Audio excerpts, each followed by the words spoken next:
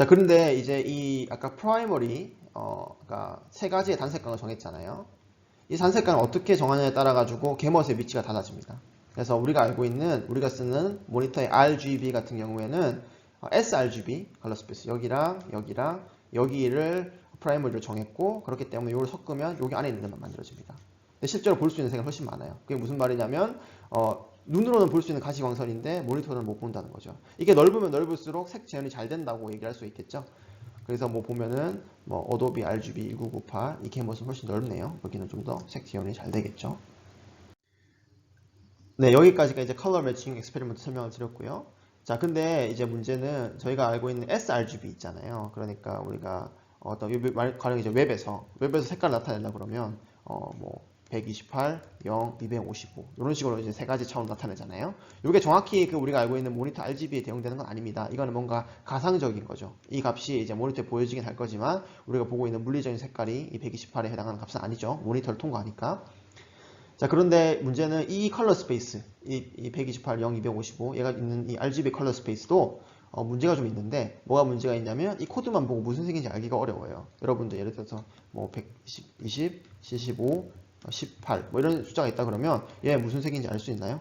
어렵죠. 그래서 이 조금 더 인간이 인지하기 쉬운 색깔로, 어차피 3차원을 쓴다 그러면 이 3차원을 잘 정하면 인간이 인지하기 쉬운 컬러 코드를 좀 이해하기 쉬운 코드를 만들 수 있지 않을까라고 해서 나온 게 이제 HSL 컬러 코드입니다. 그래서 Hue, Saturation, Lightness 컬러 스페이스인데요. 얘는 조금 더 직관적입니다. 그리고 이 미술 하시는 분들이 자주 사용하는 거고요. 그래서 Hue는 컬러를 나타냅니다. 그래서 0부터 뭐 1까지 또는 0부터 360까지 있는데 이거는 Red, Blue, Green인 거죠. 그래서 보시면 여기서 시작해가지고 쭉 돌면 색깔이 있는 거죠. 그리고 세츄레이션 같은 경우에는 이게 얼마나 그 원색과 섞여 있는가. 그러니까 핑크 같은 경우에는 빨간색에다가 흰색을 좀 섞은 거잖아요. 그러니까 이게 예를 들어서 세츄레이션이 높다 그러면은 비비드한 진한 색인 거고, 세츄레이션이 낮다 그러면은 흰색이 너무 많이 섞여 있어가지고 흐리멍텅한 색깔이 되는 거죠. 그 라이트니스는 뭐냐면 색깔이 얼마나 검정색과 섞여 있냐. 그래서 라이트니스가 높으면은 이제 밝은 색깔인 거고요. 라이트니스가 낮으면은 검정색이 많이 섞여 있다는 거니까 검정색처럼 이제 좀 검은 어두운 색으로 보이겠죠. 그래서 이 웹사이트에 가서 대응을 한번 보시면요. 이 HSL 값을 조정하면서 값이 어떻게 바뀌는지 보실 수가 있어요. 그래서 해당한 RGB 코드도 보여주고요. 그래서 Hu는 이렇게 색상을 보여주고 있고요. S는 얼마나 이게 세츄레이션 되어 있는지, 흐리멍텅한 색깔인지, 굉장히 비비드한 색깔인지, L 같은 경우에는 라이트니스 어두운 색깔인지 밝은 색깔인지를 결정할 수 있게 되어 있습니다. 조금 더 직관적이죠. HSL로 나타내는 것이. 뭐 H가 263이면 파란 색깔인데 S가 94니까 굉장히 세츄레이션 되어 있을 거고요. 그리고 L이 50이니까 뭐 중간 정도로 밝겠구나 라고 좀 더 직관적으로 이해할 수 있겠죠. 그래서 바꾸는 식이 이렇게 있습니다. 뭐 if도 있고 막 좀 복잡한데 식 바꾸면은 RGB를 HSL로 바꿀 수도 있고 HSL을 RGB로 바꿀 수도 있습니다. 자, 여기 RGB 컬러 큐브의 코너에 있는 원색들이 있습니다. 지금 보시면 파랑, 빨강, 보라, 초록, 파랑, 하늘색, 노랑 색깔이 있죠. 6가지 색깔이 있습니다. 자, 이거를 HSL 컬러 스페이스로 바꿨습니다. 바꾸면 이제 L 값이 나오겠죠. 라이트니스 값이 나오겠죠. 그러면 라이트니스 값은 다 똑같습니다. 그렇지만 실제로 인간이 보기에는 이 파란 색깔이 좀 더 어둡게 느껴지지 않나요? 노란 색깔이 좀 더 밝게 느껴지지 않나요?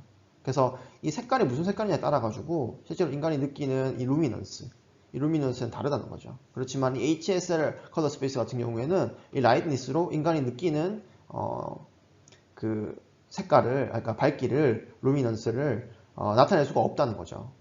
그래서 이론적으로는 좋은데 실제 퍼셉추얼하게는 정확하지 않다. 그래서 그래서 HSL 컬러 스페이스가 해석이 더 쉽지만 그렇지만 여전히 수도 퍼셉추얼하다는 거죠.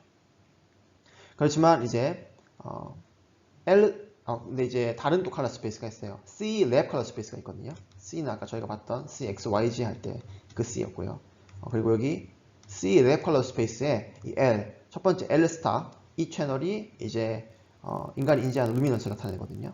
근데 이 루미넌스 L 스타가 이제 나타내 보면 이렇다는 거죠. 그러면 이게 인간이 느끼는 이 밝기랑 좀 더 닮았다는 거죠. 그래서 이게 좀 더 perceptual하게는 C 랩 컬러 스페이스가 더 좋다는 거죠.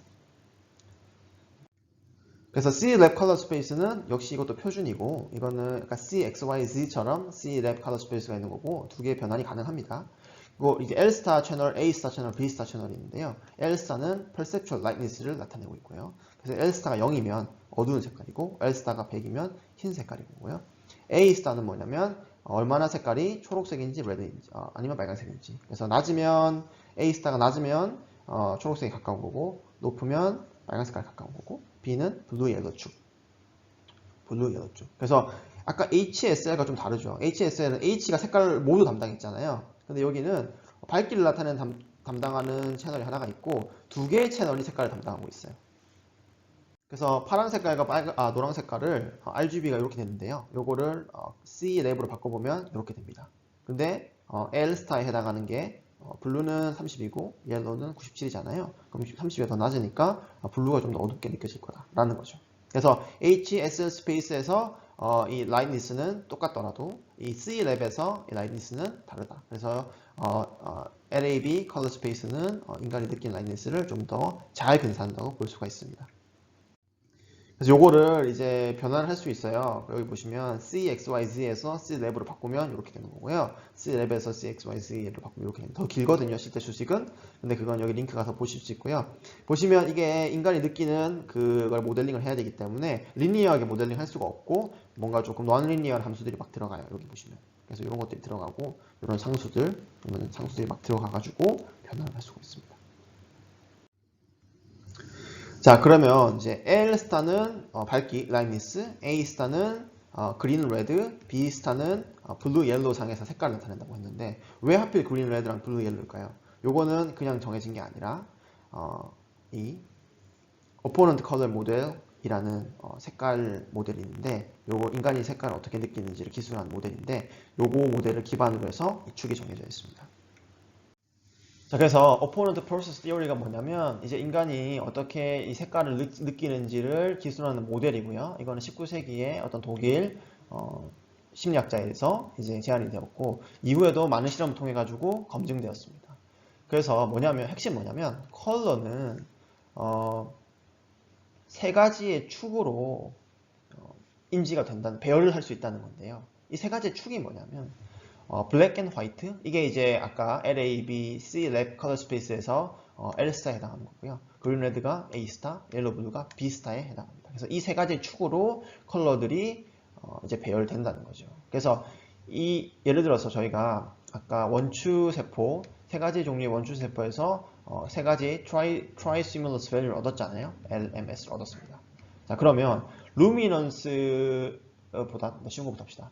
자, 이 빨강 색깔을 보는 롱 셀과 초록 색깔을 보는 이 미들 셀이 에서 얻어진 그 값들의 차이가 구해집니다. 이 차이가 구해져서 이 차이 값이 이 색깔이 얼마나 초록색인지 빨강색인지를 구분하는 기준이 된다는 거고요. 맞죠? 제가 상식적으로 봐도 빨강 색깔에서 초록 색깔을 빼서 이게 음이면은 초록 색깔이 더 가까운 거고, 양이면은 빨강 색깔이 더 가까운 거니까 빼면은 이렇게 되겠네 라고 생각할 수 있습니다. 물론 이게 왜 하필 요 두 개를 빼냐, 이게 어려운 건, 이걸 이제 나중에 실험으로부터 검증을 한 건데, 어쨌든 이 모델에서는 이 세 가지의 축 중에서 이 그린 레드 축 같은 경우에는 L과 M에서 얻은 신호를 빼어서 이걸 얼마나 초록색인지 얼마나 빨간 색깔인지를 나타낸다는 거고요.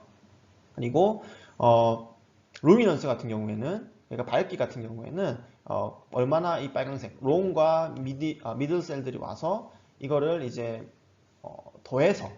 더한 값이 루미넌스라는 겁니다. 그래서 이거 두 개의 값이 낮다 그러면은 우리가 어두운 색깔로 보고, 이거 두 개의 값이 높다 그러면은 밝은 색깔로 값으로 본다는 거죠.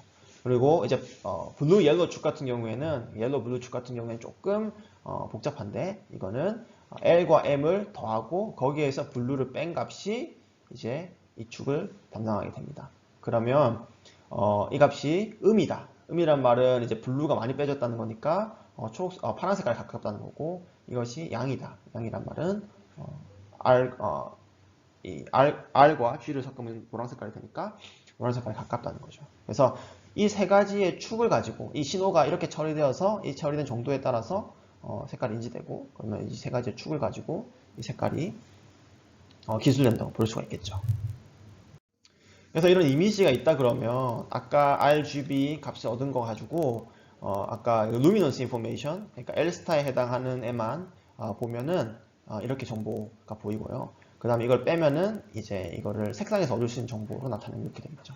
지금 보시면 인간은 대부분의 정보를 이 루미넌스 인포메이션에서 얻습니다. 형체나 위치, 크기를 다 여기서 얻고, 이 크로마 인포메이션, 이 색상 정보에서는 굉장히 좀 더 디테일한 정보만 얻습니다. 그래서 명암 채널이 전달하는 정보의 3분의 1 정도만 이 색상 채널, 레드, 그린과 옐로, 블루 채널이 전달할 수 있다고 합니다. 그래서 여기 예제를 보시면 재미있는 예제인데, 지금 파란색 배경에 노란 색깔 아닌데 갈색인데 실제 갈색은 어두운 노란 색깔이거든요. 그래서 노란 색깔로 글이 써져 있습니다. 자, 그런데 이 두 색깔은 이 두 색깔의 차이는 옐로, 블루 채널로부터 인지할 수 있겠죠, 인간이. 근데 이게 색깔을 잘 정해가지고 레드, 그린 채널에서 이 두 색깔은 같은 값을 가집니다. 그래서 우리가 이 두 색깔을 구분할 때 레드, 그린 채널을 구분할 수 없어요. 여러분들이 이 두 색깔 구분할 수 있잖아요. 이거는 여러분들이 옐로, 블루 채널을 동작하고 있기 때문입니다. 자, 그런데 이 파란 색깔 배경에 제가 이 갈색깔로 글을 썼습니다. 글을 썼는데 파란 색깔을 조금씩 바꿀 거예요. 그래서 이 아까 명암 채널의 그 차이를 조금 더 바꾸겠다는 거죠. 그래서 지금 보시면 우리가 해야 되는 거는 이 갈색 글씨를 읽기 위해 가지고는 이 갈색 글씨와 이 뒤에 있는 배경 색깔의 차이를 구해야 되는 건데, 여기 위에 부분 읽기가 쉬워요. 이 차이는 구하기가 쉽고 여기 아래 부분도 읽기가 쉬운데 이 중간 부분은 읽기가 어렵죠. 왜 읽기가 어렵냐면은 이 중간 부분에는 이 배경색과 이 전경색이 색깔은 다르지만 비슷하게 그 명암 채널에서 비슷한 값을 가진 부분입니다. 그렇기 때문에 여기서 우리가 이 글을 읽으려고 그러면 우리는 명암 채널도 비슷하기 때문에 못 쓰고, 이 두 색깔도 RG 채널에도 비슷하기 때문에 RG 채널 도움이 안 돼요. 그래서 여기서 글을 읽으려고 그러면 오로지 YB 채널에서만 의존해야 된다는 거죠. 근데 읽기 어렵죠. 읽기 어려운 이유는 뭐냐면 이 채널이 조금 더 많은 정보를 전달하지 못하기 때문에 이렇게 명암이 다른 것보다 이 색깔만 다른 것이 읽기가 어렵습니다. 그리고 또 이 이론이 설명하는 것 중에 재밌는 것 중에 하나는 뭐냐면 우리가 노르스르만 그린이라고 하잖아요. 노르스르만 초록 색깔 이렇게 얘기하잖아요. 존재할 수 있어요. 예를 들어서 간 나온 새싹 같은 경우에는 노란색이면서 초록색일 수 있을 것 같아요. 그리고 푸르스름한 초록, 그러니까 여기서 다른데 영어는 이제 그리니시 붙는데 한국어로는 푸르스름한 초록이죠. 푸르스름한 초록도 있을 수 있어요. 요 색깔들이죠. 그렇지만은 우리가 붉으스름한 초록이나 푸르스름한 노랑이라고 얘기는 하지 않습니다. 왜냐하면 이 색깔들은 이 축에서 반대 방향에 위치하기 때문에 이 중간으로 오게 되면은 이 색깔 두 개를 둘 다 느낄 수 있는 게 아니라 둘 다 못 느끼게 되는 거죠. 그래서 이제 푸르스름한 초록이나 아니면은 노르스름한 초록은 있을 수 있다. 되겠습니다. 그래서 이 Opponent Process Theory가 또 설명할 수 있는 현상 중에 하나가 뭐냐면 여러 가지 언어에서 이 색깔이 등장하는 순서를 한번 그려보니까 언어와 문화를 막론하고 화이트 앤 블랙이 가장 먼저 등장을 하고요. 그리고 레드, 그린, 옐로 또는 옐로 그린, 다음에 블루라는 거죠. 그래서 이 6가지의 색깔이 특수한 색깔이라는 거죠. 뭐냐면 중요하게 여겨진 색깔들인데 이것이 Opponent Process Theory의 3가지 축의 양 끝에 있는 색깔들이라는 겁니다. 그 다음에 이제 생명인데요. 10%의 남자와 1%의 여자가 생명을 가지고 있다고 합니다. 그래서 가장 흔한 건 정록 생명인데 정록 생명은 2가지 종류가 있습니다. 그래서 프로토나피아와 제1 정록 생명과 듀로나피아가 있습니다. 제2 정록 생명입니다. 그래서 제1 정록 생명은 L, 그러니까 붉은색, 그러니까 빨강 색깔에 반응하는 세포의 수가 적거나 없을 때, 그리고 제2 정록 생명은 초록 색깔에 반응하는 M 세포의 원주 세포의 수가 적거나 없을 때 발생한다고 합니다. 그래서 이런 테스트가 있습니다. 그래서 이게 수첩 같은데 이 수첩 꽤 비싸요. 이게 테스트하는 게. 거기 보면 여러 가지 이 배경에다가 여러 가지 숫자가 색깔만 가지고 구분되어서 적혀 있는데 여기서 이걸 보여주고 여기 보여주는데 못 본다? 그러면은 이게 이제 어떤 생명 종류다라는 거죠. 그래서 여기 보시면 이런 게 있으면 여기 2가 적혀 있는데 제1 정록 생명은 여기를 못 본다는 거죠. 그래서 이제 이 컬러 스펙트럼 저희가 봤던 그 가시광선의 컬러 스펙트럼을 이 생명이 있는 사람들은 구분하지 못할 수도 있다. 지금 보시면 이렇게 보이거나 이렇게 보이거나 아니면 아예 전 생명은 아예 구분하지 못하죠. 그래서 정보시각화에서 함의하는 것은 뭐냐면 이렇게 생명을 가지고 있는 인구가 꽤 있기 때문에 우리가 정보시각화를 디자인할 때 완전히 색깔 정보에만 의존하면 안 된다는 거죠. 그래서 명암 정보가 중요하다는 겁니다, 결국은. 그래서 여러 가지 도구들이 있는데 이런 도구들에 여러분들이 만든 이미지나 어떤 캡처한 걸 올리면 이 생명을 가지고 있는 사람들이 봤을 때 어떻게 보이는지가 보입니다. 그래서 이런 이미지를 올리면 이런 걸 출력으로 줘요. 보면은 잘 구분이 안 되죠. 그 말은 뭐냐면 여러분들이 디자인을 좀 바꿔가지고 이건 뭐 의도적으로 넣은 거지만 실제로 정보시각화에서는 명암으로도 구분되게 한다거나 아니면 패턴, 텍스처 같은 걸로 구분되게 만들어야 된다는 겁니다. 네, 여기까지가 이제 컬러의 첫 번째 파트, 퍼셉션에 관련된 부분이었고요. 아마도 좀 더 실질적이고 정보시각화를 어떻게 색깔 쓰냐 이거는 이제 두 번째 시간에 다루려고 합니다. 그래서 중요한 내용은 이제 간상세포와 원추세포가 있었고 간상세포는 굉장히 많고 명암 정보를 가져오고 원추세포는 좀 적지만 밀도 있게 이 시선의 중심에 이 포진에 있고 여기는 색깔 정보를 가지고 오고요. 이 원추세포에도 세 가지 정보가 있었습니다. 그래서 블루, 그린, 레드에 각각 반응하는 여기만 반응하는 거 아니에요. 하지만 이 파장대에서 많이 반응하는 SML이라고 구분되는 세 가지 종류의 원추세포가 있었고 그러면 결국 어떤 그 파워 스펙트럼이 이렇게 세 가지 세포가 활성화된 정도의 그 전기 신호의 양으로 인코딩 되게 되는데 이 인코딩된 정보가 같다 그러면 원래 파워 스펙트럼은 중요하지 않게 되는 거예요. 같은 색깔로 본다는 거죠. 그걸 이제 메타몰리즘이라고 부르고요. 그 다음에 이제 컬러 매칭 엑스페리먼트를 해가지고 인간들끼리 느끼는 이 트라이 스티뮬러스 밸류가 컨시스턴트한지를 봤습니다. 컨시스턴트 합니다. 그리고 그걸 평균을 내면 스탠다드 옵저버가 느끼는 그 세 가지 채널의 세 가지 차원의 그 세기를 알 수가 있습니다. 가끔은 어떤 색깔을 빼야 되기도 합니다. 주로 500나노미터 근처에 있는 빛들은 세 가지 프라이머리 특정 세 가지 값을 가지는 단색광들로만 만들 수가 없습니다. 그거는 반대편에 더해가지고 더해진 거를 나머지 두 개로 만들어야 됩니다. 그때는 이제 음의 웨이트를 가지는 거고요. 이렇게 하면은 노멀라이즈를 시키면은 결국 R과 G를 가지고 우리가 평면에다가 우리가 볼 수 있는 그 색깔들을 나열할 수 있습니다. 그런데 음의 가중치가 있기 때문에 R이 음이 될 수도 있습니다.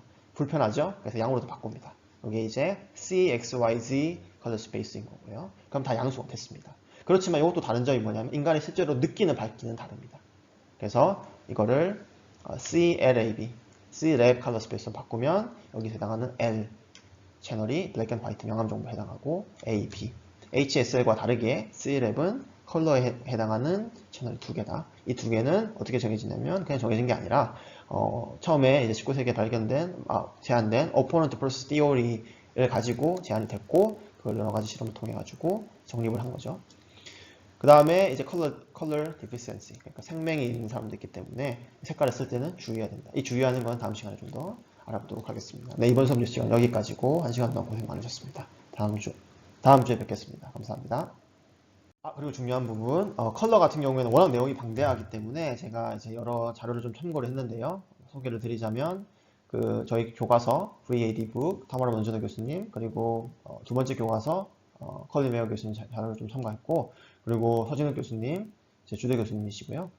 그리고 타마라 먼저노 교수님과 그 학생이 수업 시간에 쓴 자료 그리고 헤어 교수님, 렉스 교수님, 스톤 박사님 이렇게 다 자료를 참고해서 제가 여기서 중요한 부분 중복 없이 중요한 부분 다 모으고 그래서 이번 슬라이드 60장, 다음 슬라이드 약 60장에서 120장을 요약을 했습니다. 그래서 아마 뭐 직접 보시면 더 좋겠지만 특히 이제 이런 마지막 아티클 같은 경우는 굉장히 재밌거든요. 추천드리고 짧습니다. 정보 짧고 근데 이제 아마 다 안 보시고 이제 지금 60장 다음 60장 보시면 충분히 이해하실 수 있을 것 같습니다. 궁금한 점 있으시면 저한테 알려주시기 바랍니다. 감사합니다.